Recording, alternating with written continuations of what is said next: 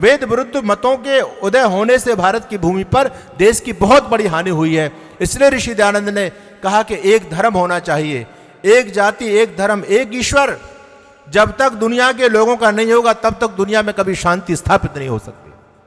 आज हम पंथों में बट गए, आज हम मतों में बट गए, आज हम जातियों में बट गए। कैसे आप रक्षा करोगे अपनी? सोचिए आप।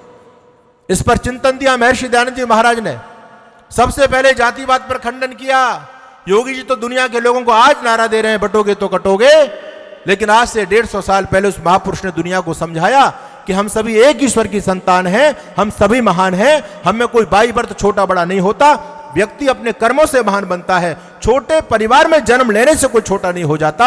अगर व्यक्ति की सोच छोटी है, व्यक्ति के विचार ठीक नहीं है, तो कितने भी बड़े परिवार में कोई पैदा हो जाए वो छोटा ही रहेगा, वो बड़ा नहीं हो सकता।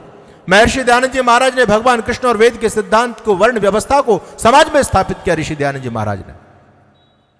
आज बचना चाहते हो तो मानो ऋषि की बात। योगी जी ने बहुत समझ सोच करके, ये नारा नहीं है, ये सत्यता है, ये यथार्थ है। अगर बढ़ते रहोगे तो दुनिया में कोई आपको बचाने वाला नहीं है। हम बट रहे हैं आज। ये जाट है, ये बनिया है, ये ठाकुर है, ये गुजर है ना, ये पंडित है। पंडित पर आपत्ति आ रही है तो पंडित ही लड़ता है, जाट पर आपत्ति आई तो जाट ही लड़ेगा। हमारा क्या मतलब है? हमारा नंबर आएगा तो हम देखेंगे। कैसे बचोगे आप? आप केवल जाट हो तो केवल बिंदु मात्र हो, ठाकुर हो तो केवल बूंद मात्र हो, बनिया हो तो केवल बिंदु मात्र हो, राजपूत हो तो केवल बिंदु मात्र हो, और यदि आप हिंदू हो तो बिंदु नहीं आप बल्कि सिंधु हो। और यदि आपकी ताकत एक होगी तो दुनिया में कोई भी आपको परास्त नहीं कर सकता। लेकिन हम सुधरने के लिए तैयार नहीं ना। हालात दिन प्रतिदिन बदतर होते चले जा रहे हैं, हम सुधरने के लिए तैयार नहीं। इसलिए याद रखना, अगर अपना बचाव चाहते हो तो तत्काल इस जातिवाद जो कोड हिंदू समाज के अंदर लग चुका है, इसको दूर करो। तत्काल जातिवाद को छोड़ो और एक हिंदू के साथ में कुछ होता है। यही तो विडंबना इस देश की है कि दुनिया के हर मुसलमान को यहां का मुसलमान अपना भाई समझता है। उधर फिलिस्तीन में जो कुछ हुआ, मरा मुल्ला वहां, और भारत में पूरे दंगे हो रहे। दुनिया के किसी मुसलमान के साथ में कुछ होता तो पूरे भारत का मुसलमान खड़ा हो जाता है एक आवाज पर। लेकिन हम अपने पड़ोसी भाइयों को भी अपना नहीं समझ रहे। अरे ये तो जाटव है, हमें क्या मतलब, उसके साथ हो रहा, होने दो उसको। तो ये जब तक मानसिकता हमारी रहेगी तब तक हम सुरक्षित नहीं हो सकते। हमको बटना नहीं है, हमको एक होना है और इस पाखंड को छोड़ना है। ऋषि दयानंद जी महाराज देश के पतन का सबसे मुख्य कारण मानते हैं पाखंड, सबसे मुख्य कारण। और वास्तव में जब इतिहास को पढ़ते हैं तो ये पाखंड ने हमको अधोगति की तरफ, अधोगति करके और गुलामी के गड्ढे में इस पाखंड ने हमको धकेल दिया। मैंने आपके सामने 2 उदाहरण दिए, से तमाम उदाहरण इतिहास में भरे पड़े हैं। क्या आज पाखंड खत्म हो रहा है?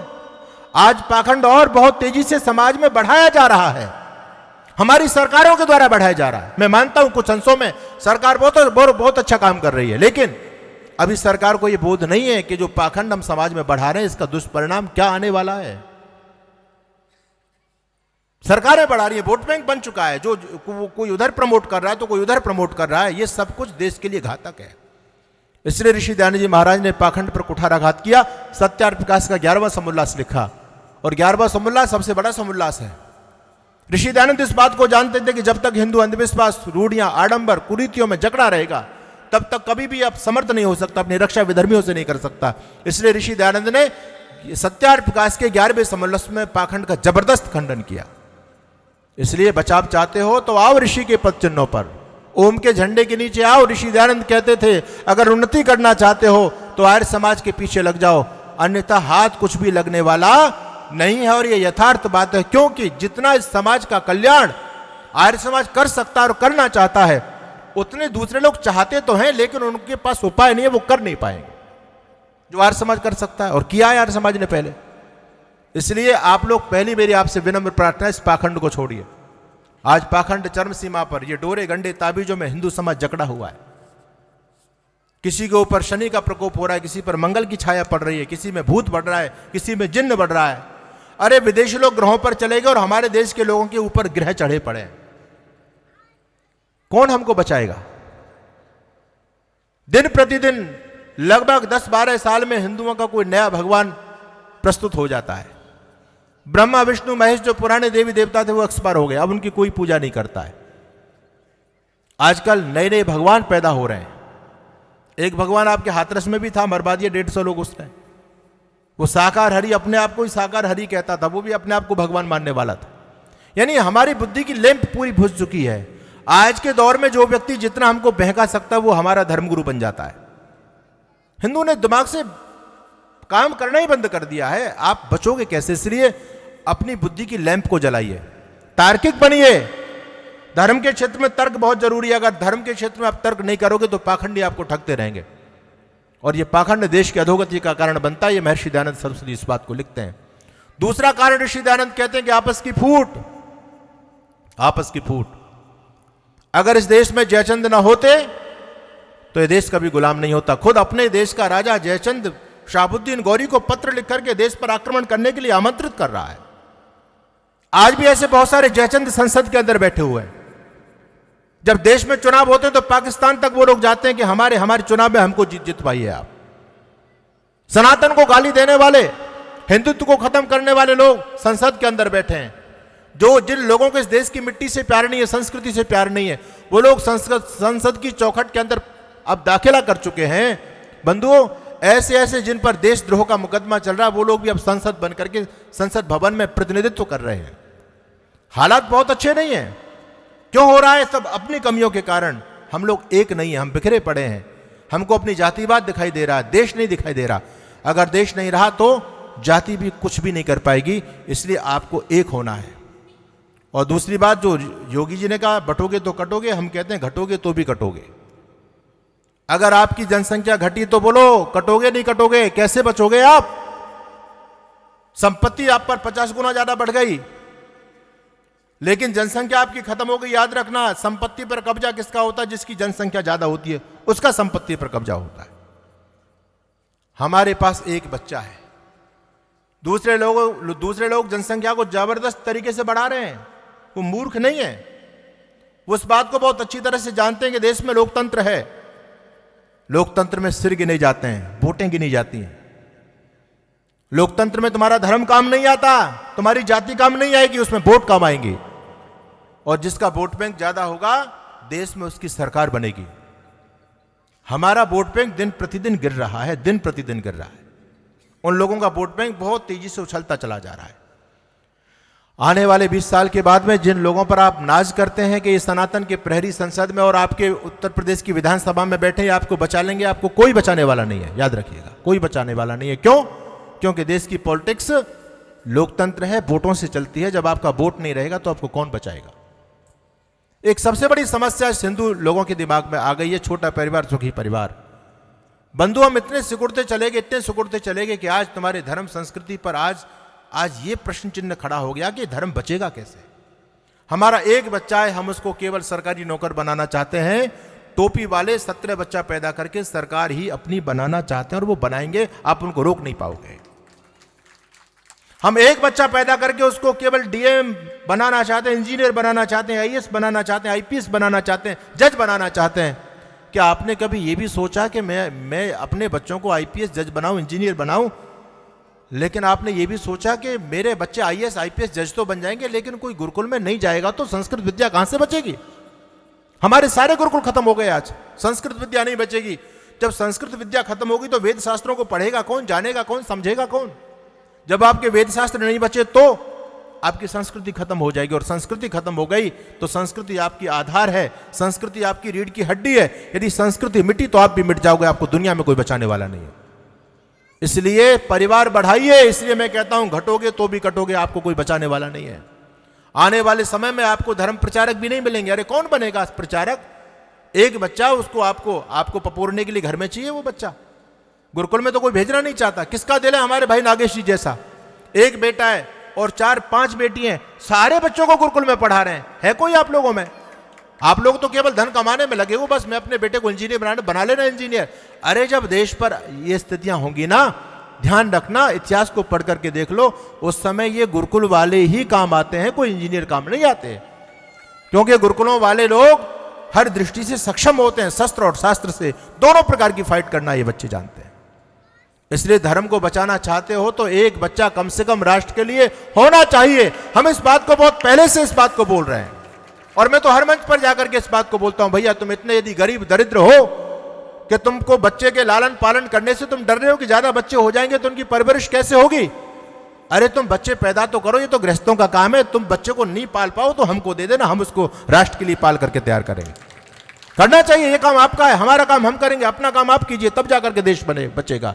केवल ताली बजाने से, इन सत्संगों से कुछ होने वाला नहीं है। अब तो एक्टिव मोड पर हम लोगों को आना पड़ेगा। इसलिए परिवार बढ़ाना है, परिवार घटाना नहीं। यहां से संकल्प लेकर के जाओ। मेरी बहनें बैठी हुई हैं और हमारे नौजवान भाई बैठे हुए हैं, ये संकल्प लो। आज मोहन भागवत भी कह रहे हैं कि 3 बच्चे कम से कम होने चाहिए। हम कहते हैं भैया 4 तो कम से कम करो, 4 तो कम से कम करो। भैया हमारे आदरणीय आचार्य जी को सुनना, आप 4 बच्चे कम से कम करो। वेद तो 10 संतान तक का आदेश देता है। आप केवल वेदों की जय जयकार के नारे बोल रहे हैं, बाकी वेद की शिक्षा हमारे जीवन में है नहीं। वेद की शिक्षा का पालन तो गोल टोपी वाले लोग कर रहे हैं, कैसे उनसे टकराओगे। धर्म संस्कृति बचाना ही है तो आपको आबादी बढ़ानी पड़ेगी, इस काम को करना पड़ेगा। हो सकता है आज की बात, मैं कभी जब कार्यक्रमों में जाता हूं तो हमारी बहनें जब हंसती हैं कि बाबा जी पता नहीं क्या बोल रहे हैं, इनको क्या पता कि बच्चे कैसे पाले जाते हैं। लेकिन आने वाले 20 साल के बाद में बाबा की बात नोट कर लेना आप। आज जो बात हम कह रहे हैं, उन बातों पर यदि आपने अमल नहीं किया तो दुनिया से मिट जाओगे। फिर आपको उसी रास्ते पर आना पड़ेगा। जब कुट जाओगे, मिट जाओगे, जब हाथ में कुछ नहीं रहेगा, अरे तब जागे तो फिर जागने का फायदा क्या हुआ, ये तो बताओ।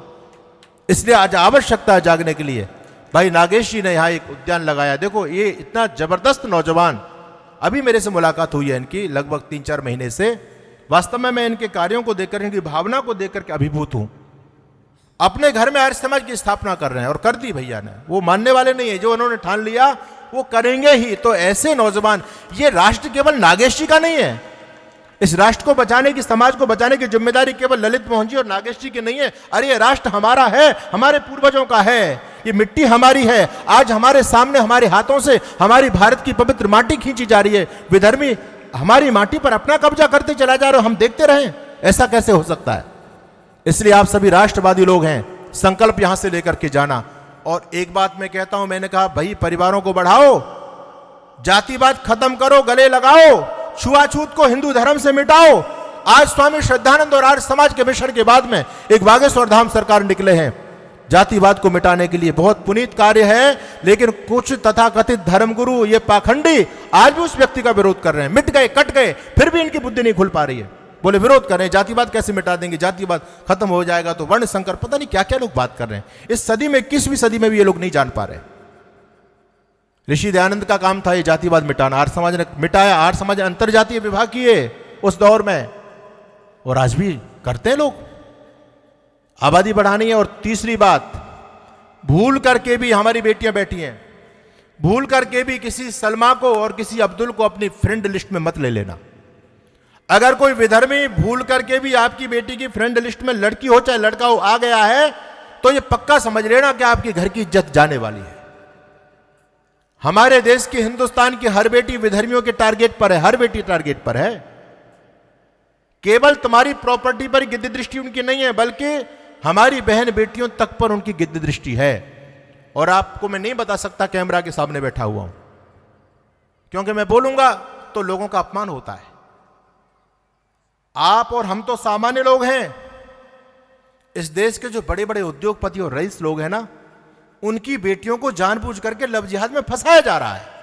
एक बहुत बड़ा टारगेट समाज में चल रहा है।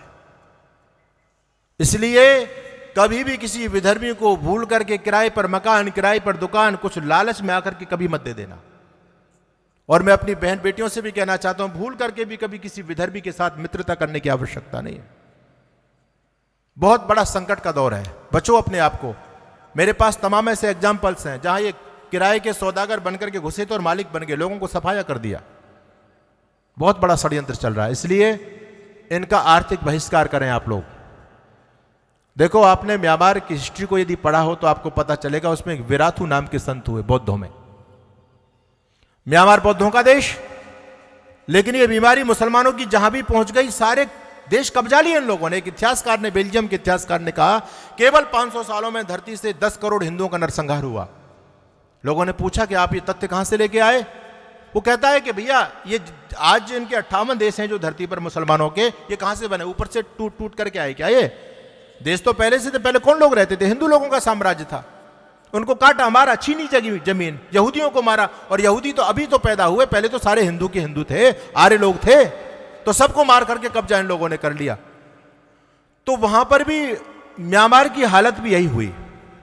बौद्ध लोग अहिंसावादी बनते हैं, ठोक उनको अच्छी तरह से ठोक ठोक करके सारी प्रॉपर्टी पर कब्जा करने लग गए, उनकी बहन बेटियों को उठाने लगे, दुराचार करने लग गए उनके साथ में। ये अहिंसावादियों की अहिंसा काम नहीं आ रही थी। जब बौद्धों का अस्तित्व खत्म हो रहा तो वहां एक विराथू नाम के संत जागृत हुए और उन्होंने कहा, रे बौद्धों, धिक्कार है तुम्हारी अहिंसा पर, तुम्हारे सामने तुम्हारी बेटी का बलात्कार हो रहा है और तुम अहिंसा के नारे लगा रहे हो, डूब मरो तुम पानी में, ये कैसा तुम्हारा धर्म है? बिल्कुल तुम्हारा खून ठंडा हो चुका है क्या? क्या यही तुम्हारी अहिंसा है? अरे अहिंसा वो नहीं है कि जो दुष्ट सामने दुष्टता कर रहा है और हम देख रहे हैं, बल्कि दुष्ट को उसकी भाषा में कड़ा जवाब देना। हमारे योगी जी कहते हैं ना कि जिस भाषा में मानेगे, जिस भाषा को समझोगे उस भाषा में समझाएंगे। यह है अहिंसा।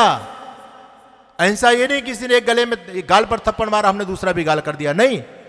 आज का वो दौर नहीं और अहिंसा की परिभाषा भी नहीं।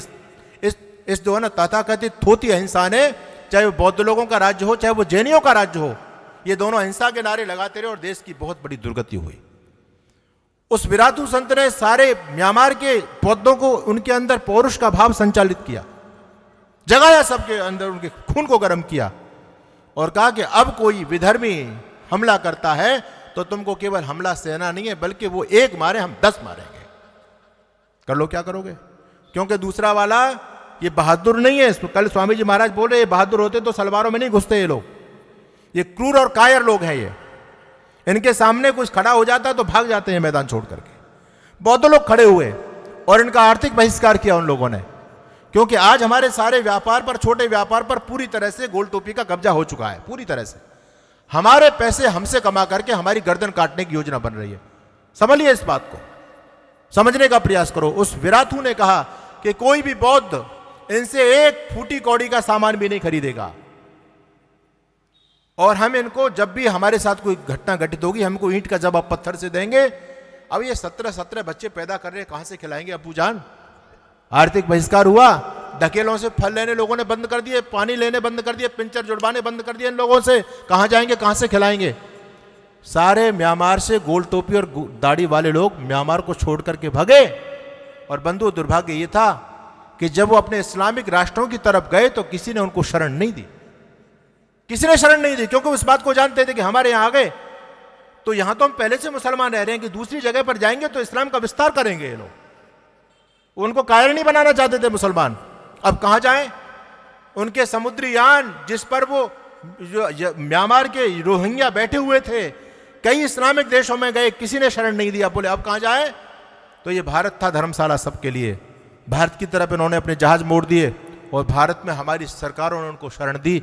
आज लगभग 10 करोड़ की संख्या में है, 10 करोड़ की संख्या में। दुनिया का कबाड़ा गंदगी भारत देश में घुस गई। वहां से विराथू ने जो संकल्प लिया, वहां से उस धरती को इस्लाम के आतंक से मुक्त कर दिया और हमारे देश की गंदी राजनीति ने हमारे बच्चों को मरवाने के लिए, कटवाने के लिए जिहादियों को इस देश में आमंत्रण दे दिया। और आज लगभग 10 करोड़ तो ऐसे हैं जिनके पास में ना राशन कार्ड है, ना आधार कार्ड है। इनके मेहमान बनकर के इनके घर में छुप करके पड़े हुए हैं। ऐसे गद्दार लोग उनका साथ दे रहे हैं। और याद रखिए, पूरी सुविधाएं उनको दी जा रही हैं। 200-200 रुपए में उनके आधार कार्ड बना करके दिए जा रहे हैं। इतनी बड़ी संख्या क्यों है उनकी? वो जानते हैं इस देश में जंगे हालत बनेंगे। अंतिम बात कह रहा हूं, ध्यान से बात को नोट कर लेना। इस देश में जंगे हालत का मतलब समझते हो? गृह युद्ध। इस देश में मारकाट होगी, किसी भी कीमत पर बच नहीं पाओगे आप लोग, किसी भी कीमत पर नहीं बच पाओगे। ना आपको मोदी बचा पाएंगे, ना आपको योगी बचा पाएंगे। अगर आपके भुजदंडों में दम है, आपके पास में अस्त्र शस्त्र हैं, तो आप अपनी रक्षा कर पाओगे। उस समय आपके बेटे और बेटियां काम आएंगे, याद रखना। उस समय धन काम नहीं आएगा। कौन आपकी रक्षा करेगा? आपके घर में 4 बेटे हैं तो आपकी रक्षा करेंगे, आपकी संपत्ति की रक्षा करेंगे। गृह युद्ध तो अवश्यम भावी है, किसी भी कीमत पर टलने वाला नहीं है। तो क्या करेंगे वो लोग? जो इनके 10 करोड़ ये मेहमान पड़े ना रोहिंग्या, जो उन्होंने घर में, जिनको दावत दे रहे हैं लोग, ये सारे के सारे तुमको मारने काटने के लिए रखे हुए हैं उन लोगों ने। और इस देश में उनके तमाम संगठन, जमीयत उलेमा हिंद जैसे तमाम संगठन इस देश में काम कर रहे हैं, जिनका टारगेट है 2029 तक भारत के 100 जिलों में 1 करोड़ मुसलमान नौजवानों को सशस्त्र प्रशिक्षण देकर के तैयार करके पूरे जिलों में उतार देंगे। मैं आपके बीच में निवेदन कर रहा था, ध्यान से बात को सुनो। हालात बहुत खराब हैं। ये कार्यक्रम आपको जागृति के लिए भाई नागेश जी ने किया, हमारे आदरणीय ललित मोहन जी ने अपना योगदान दिया, और आप सभी जो भी लोग बैठे हुए हैं, अब मैं आपसे बस ये निवेदन करना चाहता हूँ, ये देश केवल नागेश जी का नहीं है, इस देश में आग लगाई जा रही है। और हमारे उस बेटे ने सुबह जो कविता पढ़ी उसका थोड़ा सा विस्तार मैं आपके बीच में कहना चाहता हूँ। बहुत बड़ा षड्यंत्र है, शास्त्रों में मिलावट कर दी गई है, भाई भाई को लड़ाया जा रहा है, हर तरह से हम पर प्रहार किया जा रहा है, अनेक प्रकार के जिहाद चला करके, अनेक प्रकार के अलगाववादी विचारधाराएं देश में बढ़ रही हैं, जानबूझ करके देश में आग लगाने का प्रोग्राम है। तालाब किनारे खड़ी एक इमारत में लगी आग, मच गई अफरा तफरी और भागम भाग, सबने वो किया जो था जिसकी पहुंच में, और एक चिड़िया भी डाल रही थी पानी भर भर चोंच में। तालाब के किनारे एक बिल्डिंग थी, बिल्डिंग की मालिकनी प्रतिदिन छत पर दाना चुगने के लिए पक्षियों के लिए डाला करती थी, पक्षी चुगने के लिए आया करते थे, और आज वो जब पक्षी दाना चुगने के लिए आए तो वहां दाना तो नहीं था, वो बिल्डिंग धूं धूं करके जल रही थी, आग की लपटों में वो समाहित हो चुकी थी। एक छोटी सी नन्ही सी चिड़िया भी प्रतिदिन दाना चुगने के लिए जाया करती थी। आज जब उस चिड़िया ने उस बिल्डिंग को धूं धूं करके जलते हुए देखा तो उस चिड़िया के दिमाग में जो आया उसने वो किया। किसी कवि ने बहुत अच्छा लिखा, तालाब किनारे खड़ी एक इमारत में लगी आग, मच गई अफरा तफरी और भागम भाग, सबने वो किया जो था जिसकी पहुंच में, और एक चिड़िया भी डाल रही थी पानी भर भर चोंच में। उसी पेड़ पर रहने वाले कौवे ने कहा, बहन तू पागल हो गई है, अरे तू पागल हो गई है, तू सुई की नोक से ताला खोल रही है और पत्तों के बाट से पहाड़ तोड़ रही है। अरे पागल, जितनी तेरी चोंच में पानी आएगा उससे आग का एक शोला भी नहीं बुझ पाएगा। लेकिन चिड़िया ने दिया जवाब, एकदम लाजवाब, बोली भैया मैं आपकी बात को मानती हूं और अपने चोंच के सामर्थ्य को भी पहचानती हूं, लेकिन बस मैं तो इतना जानती हूं कि जिस दिन इस घटना का इतिहास लिखा जाएगा मेरा नाम आग लगाने वालों में नहीं, आग बुझाने वालों में आएगा। निर्णय आपको करना है, आग लगाई जा रही है देश में, तो आपको अपना नाम किन में लिखवाना है? नागेश जी की लिस्ट में लिखवाना है, या यहां कल ऐसे भी लोग थे, अरे ये किसने लगा दिया, ना सोने दे रहे ना खाने दे रहे, पता नहीं कहां से आ गए, ऐसे भी लोग हैं, है ना, अपने गद्दार लोग। तो ऐसे भी लोग हैं, तो आप राष्ट्रवादियों का सहयोग कीजिए, ऐसे हमारे नौजवानों का सहयोग कीजिए। आपकी चोंच तो चिड़िया से भी बड़ी है, याद रखना, आपकी चोंच चिड़िया से भी बड़ी है। ये धर्म को बचाने का दायित्व केवल नागेश जी का नहीं है भाई, आप इनका तन मन धन से सपोर्ट कीजिए। अब की बार इन्होंने जो कार्यक्रम कराया, आपका हल्का पतला जैसा भी सहयोग रहा, अरे अगली बार आपकी तरफ से इनके पास प्रस्ताव आना चाहिए, नागेश जी आप कार्यक्रम कराइए, हम तन मन धन से आपके साथ हैं, केवल कहने से नहीं, पॉकेट खाली करना, तब जाकर के कार्यक्रम होंगे, तब जाकर के धर्म बचेगा। क्योंकि बिना अर्थ के दुनिया में कुछ नहीं होता। वो लोग जकात देते हैं, हम लोग इसको भी नहीं देते। 100 से अधिक देशों में देखा जाने वाला सर्वाधिक लोकप्रिय और सबसे अधिक फॉलोअर्स के साथ पूरी दुनिया में आर्य समाज के विचारों का प्रचार करने वाला एकमात्र चैनल वैदिक प्रचार।